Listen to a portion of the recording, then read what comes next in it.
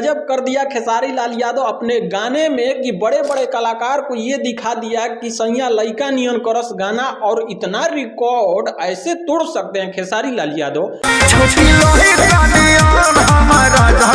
Video में देखते रहिए, मैं बताता हूं कि खेसारी ने आखिर कैसा काम किया है इस गाने में कि भैया चर्चा चारों ओर होने लगा। अब पवन सिंह का गाना आता है एक पीस माल, वहीं पर खेसारी लाल यादव सैया लइका नियन करस गाना आता है उनका। लेकिन देखिए दोनों गानों में फर्क क्या है कि पवन सिंह का भी गाना नहीं चलता है भोजपुरी में और खेसारी लाल यादव का भी नहीं। देखिए एक दिन में पवन सिंह का 13 लाख लोग देखे हैं, गाना को सुने, और वहीं पर खेसारी लाल यादव का एक दिन में 12 लाख। अब लगता है ये कि भोजपुरी इंडस्ट्री से अब भोजपुरी गाने का सफाया हो चुका है। अब कोई गाना सुनना ही नहीं चाहता भोजपुरी इंडस्ट्री में। अब लोगों को ये पसंद भोजपुरी वाले को आने लगा है कि भैया अब रील्स 15 सेकंड में सब कुछ मजा मिल रहा है, तो बड़े बड़े मतलब कलाकार का 3-3 4-4 मिनट का गाना क्यों सुने। और दूसरी बात, पवन सिंह का भी गाना का टाइटल वैसा ही है जैसे खेसारी लाल यादव का गाना का है। लेकिन भैया ये देखा जा रहा है कि भोजपुरी में अब बड़े कलाकार यानी पवन सिंह और खेसारी लाल का गाना अब कोई नहीं सुनना चाहता।